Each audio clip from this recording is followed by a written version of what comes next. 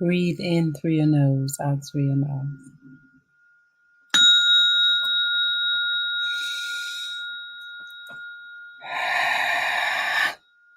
Happy Thursday. It is Therapy Thursday, and it is 7 p.m. Every Thursday, if I can help it, I show up here to teach skills to help us think better so we can feel better and we can do better. Who am I? I'm Dr. Triffy. I'm a licensed psychologist in Atlanta, Georgia. I'm also an advanced clinical hypnotherapist and a licensed professional counselor in the state of Georgia.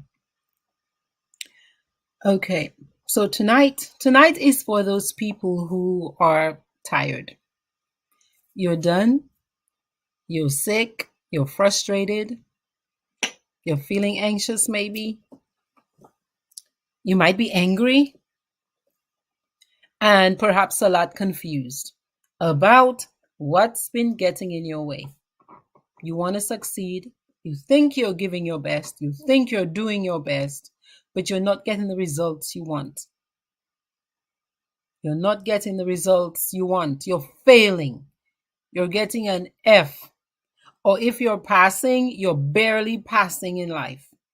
You're barely making it. You're hanging on by a thread. And those of you who maybe are listening to me who might be on that path, you might be feeling very alone. Because as you attempt to establish new behaviors, to elevate your life, to level up your life, to succeed, to create the outcomes that you dream about at 2 o'clock in the morning, people are dropping from your circle perhaps like flies, either because they cannot keep up, or they don't want to keep up, or you're moving too fast. You're moving too fast for some of them. Yeah. I want to talk about two, what psychologists call drivers of behavior that are potentially getting in your way, and they're holding you back. They're holding you back. Okay? My teaching is my first job. I started teaching at 17. So I enjoy teaching. Tonight's a lesson in doing it now. Tonight is a lesson in doing it now. I wrote this book, published it in 2018, called Do It Now. It's a 7-step plan that I put together based on strategies I have used in my life, based on processes I've used in my life to create what I want. And I know that I can go to these processes anytime I want, regardless of what happens in my life. Regardless of how many times I will need to start over, I know I can use these processes because they work. Why do they work? They are universal principles. They are time-tested strategies. They must work. For me, why? Because they work for other people who use them. Okay? So, if you have the book, this is where I'm teaching from. I'm teaching from page 38, which is chapter 2. Chapter 2 talks about step 2 of the process. I said earlier that I'll be sharing some, of course, of the strategies in the book. If you want to sit and eat the meat of the book, trust me, $20 is not too much to spend on a book that will give you the information to change your life. I'm just saying. But tonight I want to offer you 2 of these drivers of behavior, is what they're called, that are like in your engine. And while you're thinking you're doing one thing, they might be doing something different for you, giving you the fail. F, F, F, F. So I'm on page 38. Hmm? There's a school of psychology called transactional analysis, TA for short. Yeah. And that form of psychology, that little school of thought in psychology, might be where your answer is. It might help to explain how you, me, right? I, us, how we become strangled by certain patterns of thinking, by a certain way we talk to ourselves in our head, a certain way we relate to ourselves. Hmm? That gets in the way. That gets in the way. That gets in the way. All right, y'all. What transactional analysis says is that our behaviors hinge. You know, hinges on a door? What does the hinge on the door do? It allows you to open the door, right? And close the door. Our behaviors hinge on what happens between three states of being or states of acting that we go in and out of. And you want to understand those three states first so you see how you are getting in your way. It's not your parents, it's not your spouse, it's not the pastor, the priest, how you get in your way. Okay? So what transactional analysis says is that we have three states of being. One of them is the parental state. Huh? Now, what is that state? That state of mind, that voice you hear in your head, is a voice that is super critical. Like how your parents used to chastise you. Or it could be a nurturing voice. If you had parents or parental figures who were very nurturing and encouraging and who stroked you and who said, come on, you can do this. There's that voice. There's the parental voice where you mimic the way your parents or your parental figures acted towards you. First state, okay? Then you have the adult state, which I encourage all of us to get to. This is what I mean when I say the adult in you must rescue the child in you. That adult state is a reasonable, rational, clear thinking state where you can look at situations in your life and handle them as they show up based on reality, based on what's in front of you, not as you wish it were, not as you hope for, not as you are longing for, but as the situation presents itself. What I see is what I'm working with. That's the adult state. And then we've got the child state. Now, that childlike state is free vol. In Dominica, we call that free vol. It's vai que vai. I am using some Dominican words for my Dominican audience who are listening to me. That child state is free vol. It is vai que vai. In standard English, it is willy-nilly. It is, I'm going to do what I want to do because I feel like doing what I want to do right now. I want what I want, and I want it now. Regardless of consequences, regardless of outcome, I feel like doing it, I'm doing it. That childlike state is also dependent. I need, help me, I can't. I want you to help me. I cannot do it alone. I am not competent enough. Besides the fact that I'm not competent, nobody loves me, nobody likes me, nobody cares about me. So I am all alone. I have to do everything alone. So you have the parental state, the adult state, and the child state. I'm setting that foundation so you can begin to assess when and where each of these parts shows up for you. Because I'm going to teach you 2 ways that what we call drivers of behavior that are hooked into some of these ways of thinking and being negatively impact your outcomes. And what is the fix?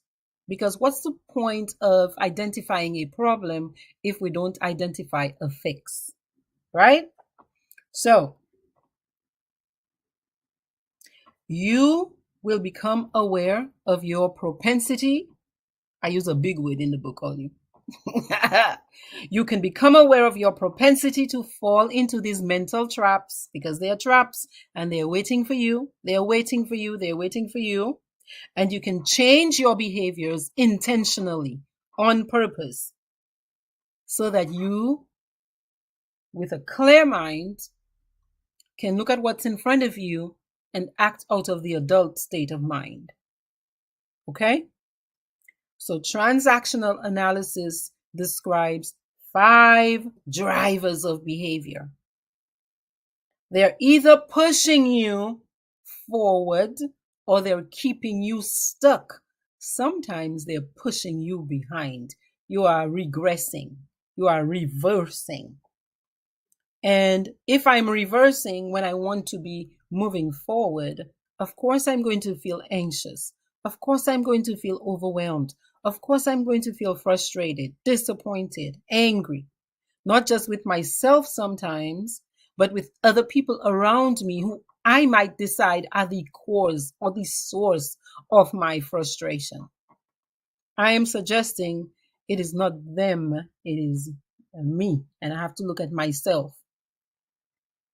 Okay, now as you begin to pay attention to yourself, you're going to notice that you have certain scripted behaviors. You have certain behaviors, that it's kind of like your software that's been programmed into you, again, by the parents you grew up with, by the church you were raised in, by the community you grew up in. Okay? And whose job is it to assess and identify and decide and make choices? Yours. Why? The adult must rescue the child in me. Okay, you ready? There are 5. Buy the book so you can see the rest. Number 1, the first driver is be perfect. Be perfect. A lot of us have been taught that we cannot make mistakes. A lot of us have been taught that if you make a mistake, I won't love you anymore. I won't like you anymore. People will speak horribly about you. You will become a laughing stock. In Dominica, you will become a tebe. You will be a stupid. You will be foolish. And you won't just hear it from one person, you'll hear it from tons of people. And these days, because we have social media, the world will hear about it. Therefore, be perfect. Now, how does that dysfunctionally impact you if you grew up with the idea that you must do everything right? Of course, you're going to become easily frustrated when you make a mistake. Of course, you're going to start downing yourself. And not just yourself. Of course, you're going to be looking around for everybody around you to make a mistake. So you're going to down them. Everybody. Of course, you're going to move towards perfectionism. Of course, you're going to be harsh in your judgment and your criticism. If, as the adult, the voice you keep hearing is that very critical parent, and you haven't learned how to soften that voice or to be more reasonable as the adult, That's what you're going to be hearing. So, how can that impact you? Do you know how many people refuse to take positive action because they're afraid they will fail? Do you know how many people stop? They stop themselves because they're afraid of the response they'll hear or they'll get from somebody who didn't like their tone of voice, who didn't like the words that were leaving their mouth, who disagreed with what they were saying. And so many of you, although you have strong conviction about things, you like this, and you make many different choices to your detriment because you want to seem perfect, because you were taught that if you're not perfect, you are not good enough, you're not lovable, and people are going to be talking horribly about you. What is the fix? How do you fix that as an adult? Here's what you do. You begin to practice being practical and being appreciative of what is working. The parts of your life that are working, begin to stroke yourself. Begin to give yourself a little pat on the back in those areas where your life is working well. Caribbean people have a phrase, take it easy. We say take it easy, but I wonder, do you think we take it easy on ourselves and on each other a lot? Especially with ourselves. Do you really take it easy? Because that's what you got to do. You have to practice being rational, being reasonable, being fair to yourself. The level of fairness you might give a stranger who you have compassion for. Perhaps you've learned how to do it like this, where you turn it outwards. Perhaps you can turn it towards you and offer yourself some compassion, some patience. I think the best strategy is to practice laughing at yourself. Practice laughing at your errors. Practice laughing at your mistakes. Not others. Start by laughing at yourself when you make a boo-boo. And take it easy. Take it easy on yourself. The word here is compassion. You have to practice. Being compassionate to yourself takes a lot of work. If you grew up in a system where you were criticized a lot, if you grew up around people who were very punitive, everything was a consequence, everything, the whole family heard about it, the whole community heard about it, it can be hard to practice compassion. But that's where you've got to start. Okay? The second driver of behavior I want you to look out for and to see, is that me? Is that how I've been holding myself back? Is this? Be strong. Be strong is the second driver. What does that mean? Those of you who hate the thought of seeming weak to other people, even to yourself, you don't want to ask for help when you need help and there's help available, or even when people are offering you help. You've learned to be terrified of asking for help or receiving help. A lot of us are okay giving help and offering help because that keeps us in a position of what we think is power. But it feels very uncomfortable for you to seem weak, for you to cry. Instead, what a lot of us do is we say, I'm on my own. Nobody wants to help me. Nobody supports me. I must do everything myself. I have no help. Where might you have learned that? You might have learned that from parents who, when they gave you correction, they said to you, stop crying. What are you crying about? A big boy like you, a big girl like you ought to know better. You should know better. Stop it. Wipe your tears. Wipe your eyes. They're giving you a spanking and they're commanding you to be quiet. Does that make sense? So, what's the fix?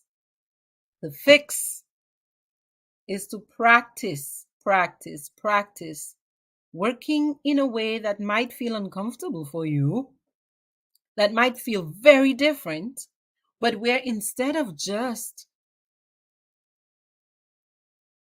being the person who is giving and doing for everybody else, practice receiving.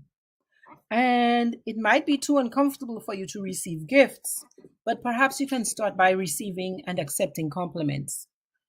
Perhaps when somebody says to you, "You look beautiful today," all you respond is, "Thank you so much." As opposed to, "Oh, thank you. I bought it at Astafans. Oh, I bought it. I didn't have money, but somebody gave it to me as a gift," where you go into this extra piece of explaining away something where you should just be receiving. Just be receiving the compliment. Practice feeling the discomfort you might feel with receiving. Okay? Just accepting, just receiving. Okay? Express your needs. Express your needs. I think that is challenging for a lot of us. A way you can do that is at least begin to pay attention to where you're feeling vulnerable, where you're feeling lacking, like I don't have enough. Or even in a community, in community systems, uh, you might stand up a little and say, I believe as a community we need this. This park needs to be fixed. You might not agree, but this park needs to be fixed. I would love for the kids to be able to play basketball, to be able to play football. If you can begin by expressing the needs of maybe less vulnerable people than you, perhaps again, if you start by demonstrating it, turn the mirror towards yourself and begin to practice asking for your needs to be met as well, the same way you ask for your children's needs to be met.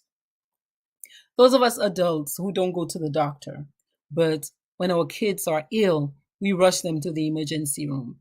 Perhaps you can begin to practice that level of compassion you express and you extend to your children, to your pets. Perhaps you can turn this mirror towards yourself and begin to become more accustomed to whatever feeling shows up for you, because a lot of us, what we feel is anxious and uncomfortable.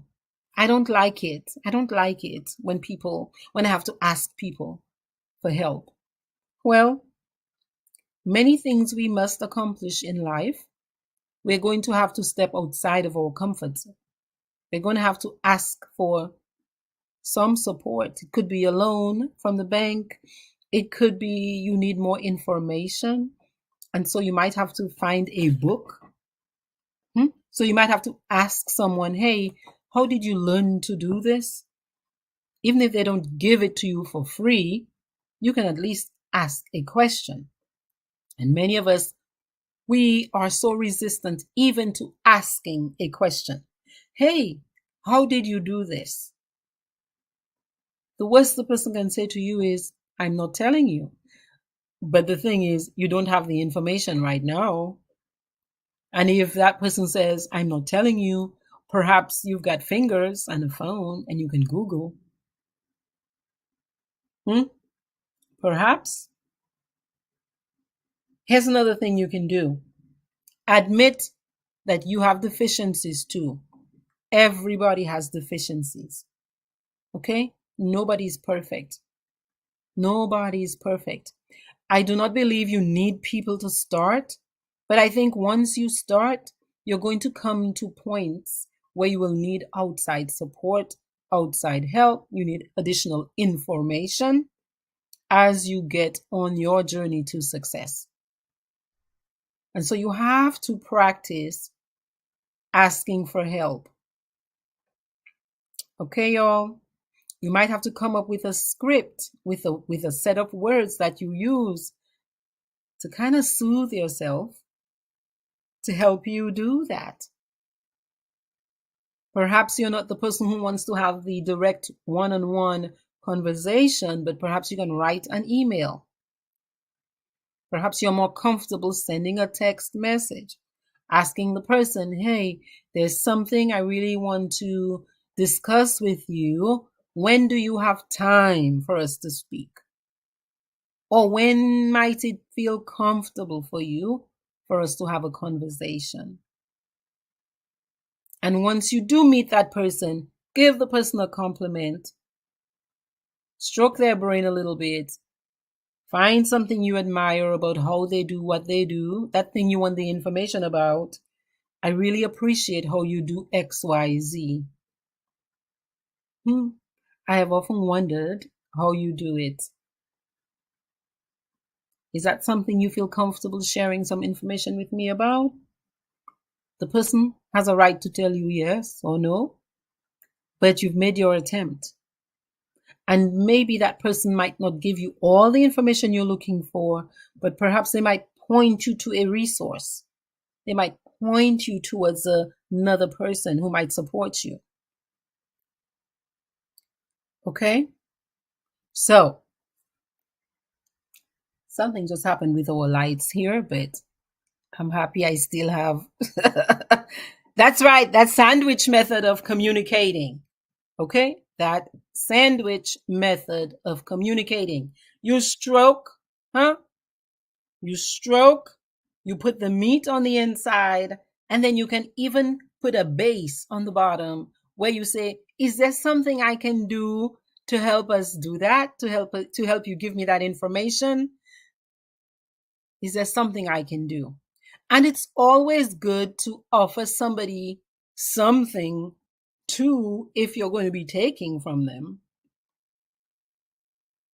So there's something I learned about like a mentor-mentee relationship that stuck with me, where generally speaking, you have mentees show up to a mentor and they're like, I want, can I get some support from you?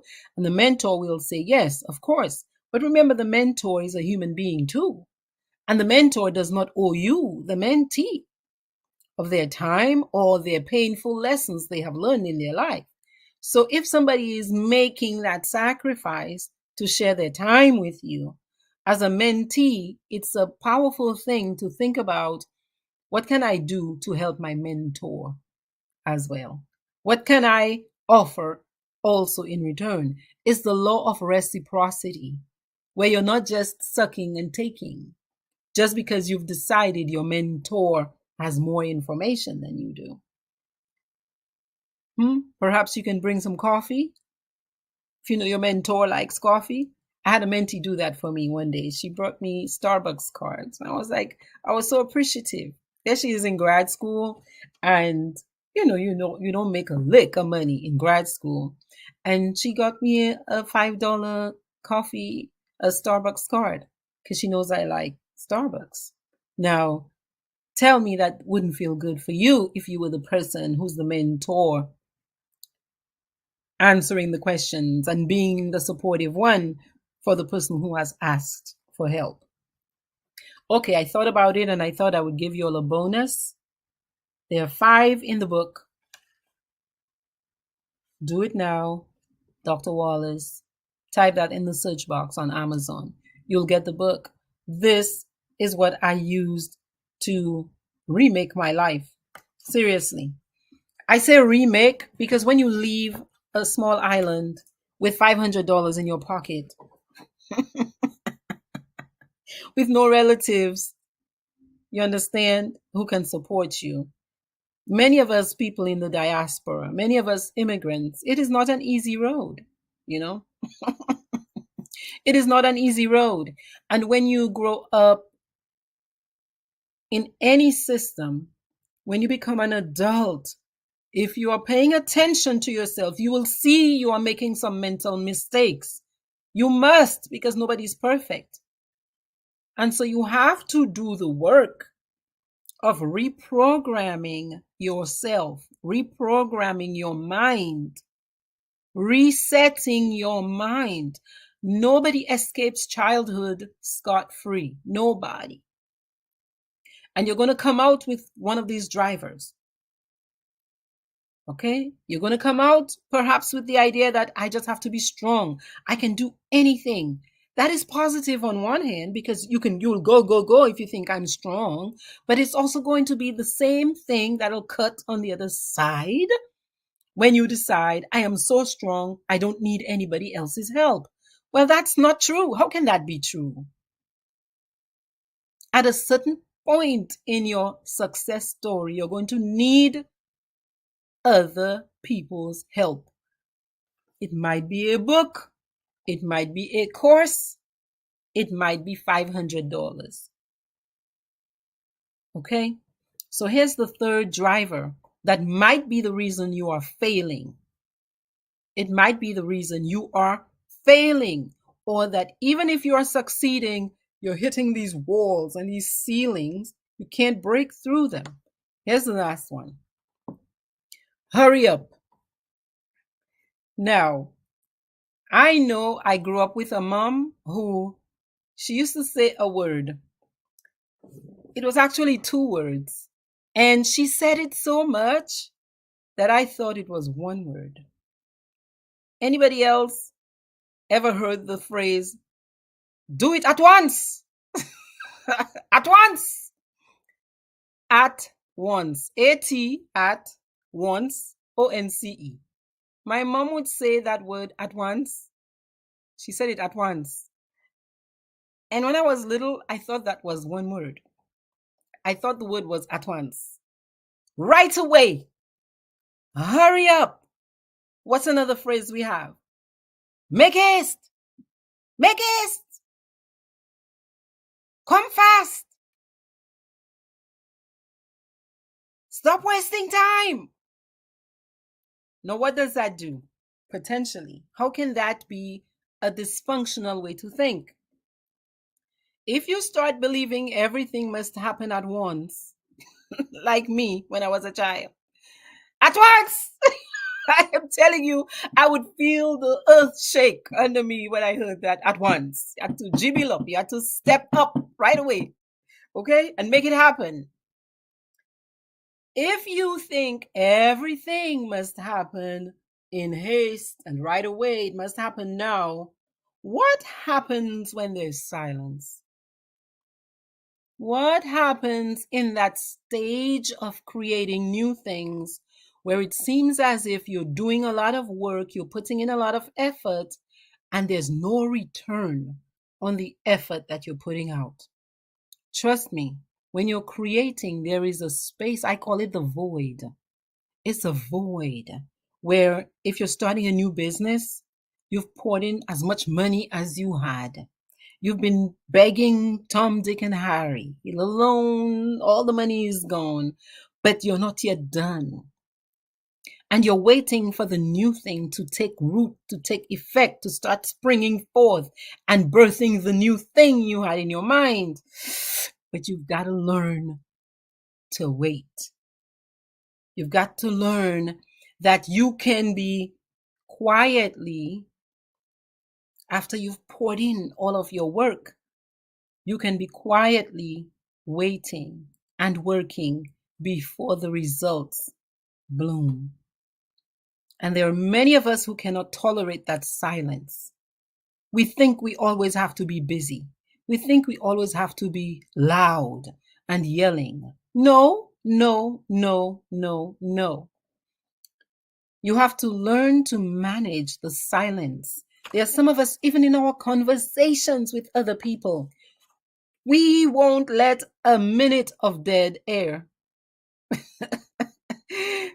we can't stand it. So we are constantly, when we start a project, we think it's got to be done right away. And we forget about the middle part, the middle part, where there's a lot of work, a lot of effort, and you're not yet seeing the fruit of your labor. Okay? That's where many of us start to ruminate on all the worst possibilities and outcomes. That's where you start thinking, man, that will never happen. I can't see it. It's like you're walking through a tunnel and you're stuck halfway between the beginning and the end of the tunnel. So you're right there in the middle. All you're hearing is your voice echoing. If you've come to believe that you must hurry up, you must do things at once, make haste.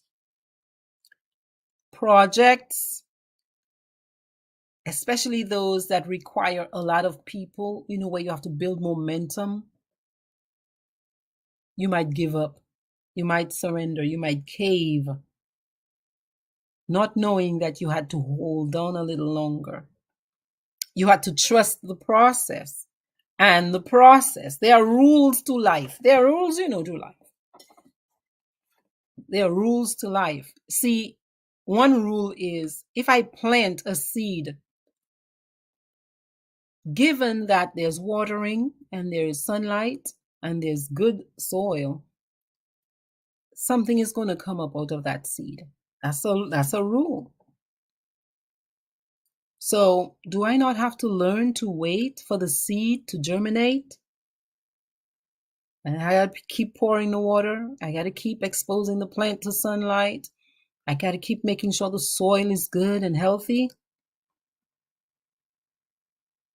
So that make haste one, that hurry up one, I think does a lot of damage. I think that's where many people will not even take the risk of, say, going to school and maybe starting a business, doing a degree, starting a new relationship. Many of us, we check out before we even start because we think this is not going to come fast enough. This is going to take too long because I've been taught to hurry up and do it at once. So what's the fix? The fix is to practice timeliness. Yeah, you work at a reasonable pace. Practice timeliness, yes, but be reasonable with it. Be realistic with it. Make lists. Make plans. Make plans, write them down so that you can keep going back to them. You can keep seeing them when you're in that void. You can remind yourself, this is what I'm doing. This is what I'm building. This is what I'm creating. You can remind yourself. Here's something else you can do. Slow down and practice being present to the small now moments, because it's those little pieces that add up and become a big whole thing. A big whole thing doesn't go from 0 to 100. A big whole thing, if you're building a movement is not, I woke up with the idea this morning and make haste, it's got to be done. They're not listening to me. I give up. I surrender. No. You've got to follow the rules of how people build movements. You got to follow the rules of how people build businesses. You have to follow the rules of how people earn degrees. You got to follow the rules and take the day to day steps. You say you want to do, what is it? You want to be a social media influencer. You can wake up today if you want and decide, well, it's going to happen tomorrow. That's your business. I'm telling you, it's not going to work. You got to be willing to show up on your little Thursday evenings at 7 o'clock when you want to be sleeping in your bed, or because you said you were. Right? You got to follow processes and systems so that you're not acting like the child that is just about being dependent, as in waiting for other people to do it, or being free. When I feel like it, that's when I'm doing it. Or the critical parent That's just, you're just lazy. You're the worst in the world. This is never going to happen. You better give up already. Oh, this is nonsense. You're just full of crazy ideas. And you're going to hear this voice in your own head. Sometimes you don't even need a nasty neighbor. Sometimes your own thoughts are like the nastiest roommate you can ever hope to meet. So, what are you going to do about it? Buy the book. Practice those strategies I offered you. It's all practice, because what's happening is a rewiring of your brain.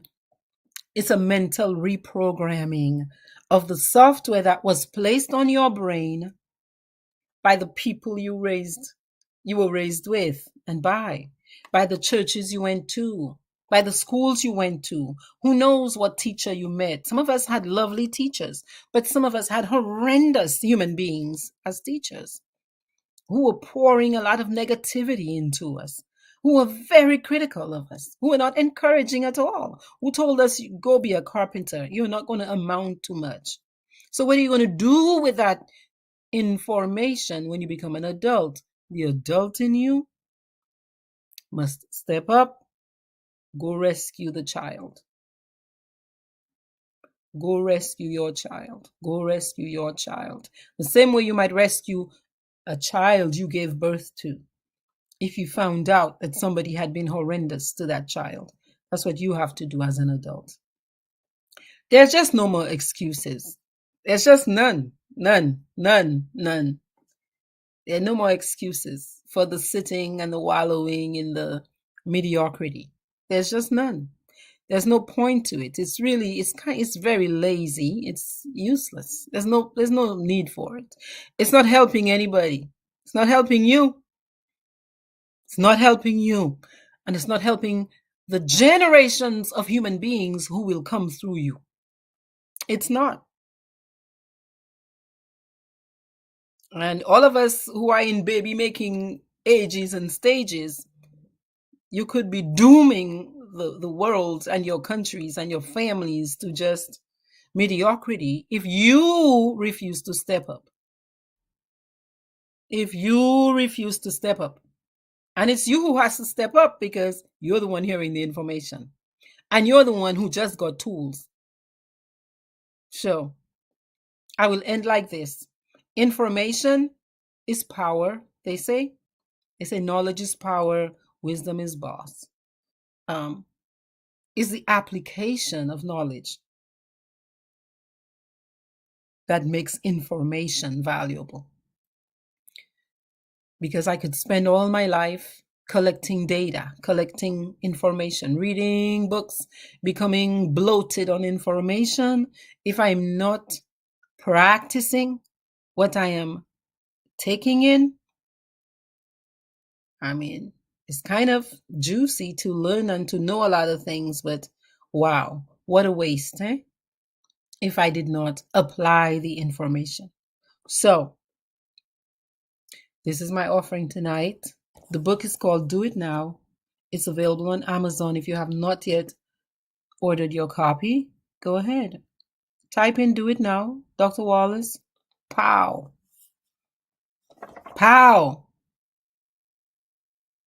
Price of a t-shirt that you'll wear for 2 days and throw away to Goodwill. Meanwhile, this could teach you how to make money for generations to come. Why? Because it'll rewire your brain.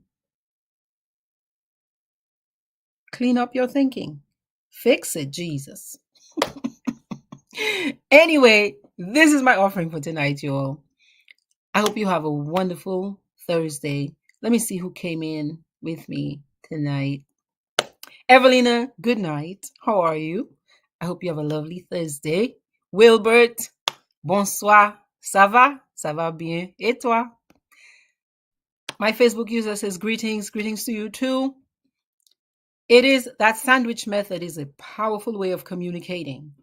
When your emotions are overwhelming you, if you were not taught to communicate in a certain way, if you feel vulnerable or you feel not well equipped to have these kinds of conversations, If you learn a method like the sandwich method, right, that I just described earlier, where you just stroke the person you're trying to have the conversation with, say what you want to say, and then on the base, you can find a way to offer them some support to accomplish that goal or that request. Powerful way to move information from one human being's brain to another one. Powerful way. Why is it powerful? You won't be the first person using it. You don't have to reinvent the wheel. Use what other people use to create success. You don't have to make it up. Nothing is new under the sun. Nothing is new under the sun. Nothing. Okay? It just comes repackaged. Bell bottoms became what? Remember those wide flare jeans? The boot cut? Same thing. Block heels became what? Wedges? C'est la même chose. Yeah? So learn principles and processes and systems and just put it on top of new situations. That's it. And then when you see the results, rinse that process and repeat it elsewhere. That's it. Rinse and repeat. Rinse and repeat. Rinse and repeat. You don't have to do it vi in an ad hoc, ill-planned, emotional way. That's a childish way to create. The child who says, today I want to do it like this. Yes, I know everybody else does it like that, but I want to do it my way or the highway. It's okay that you want to do it your way. But how about following a system that at least 80% of people find success using? How about that? As opposed to, well, I don't feel like it today. I feel like doing it my way. You can do that if you want, but so much time is wasted when we do things like that. Chris, because you are present in class. Teacher Clifford would be happy about that. Mr. Alex Bruno, hi, Sakafet. Simone says, faire vite. That's right. Your parents would say it in Creole. Faire vite. Make fast. And you dare not. They would spit and they'd tell you, you better go where I'm sending you and return before this spittle is dry. And many of our parents and grandparents, that's the way they were trained. So they trained us in that way.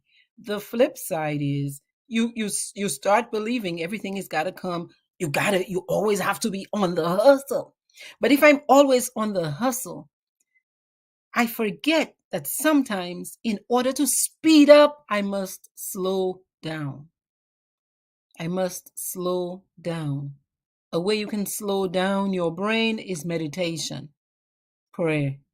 Make a regular practice of it. When you're feeling overwhelmed with those ruminative thoughts and your brain won't quiet itself, plug in a meditation and listen to somebody else's voice guide your brain down from the state of just and you can find your quiet and you can remember again. You can build your confidence again. Okay?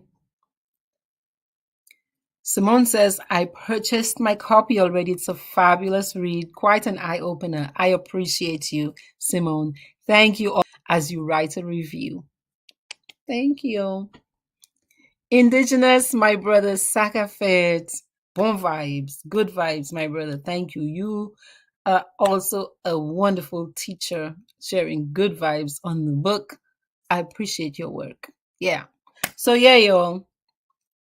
I appreciate y'all for listening. Seriously, there's so much more we can do. There's so much more to do. There's, in my mind, no more time to wait or waste with lollygagging and emotionality that is so present when we're working from the child state. When you're in the child state, you're just straight up in your feelings, you know. You're in that dependent role. Somebody else help me. Somebody else do for me. Or I just want to do it my way, just a dysregulated, discombobulated way.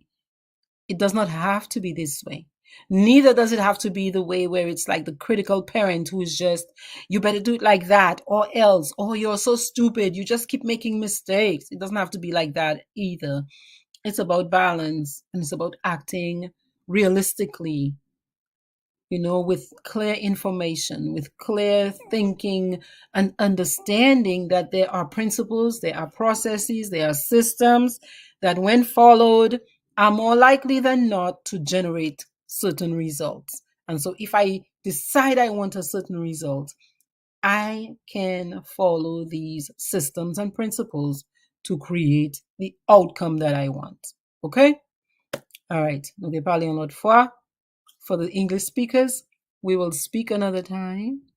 I hope you have a lovely Thursday. Peace.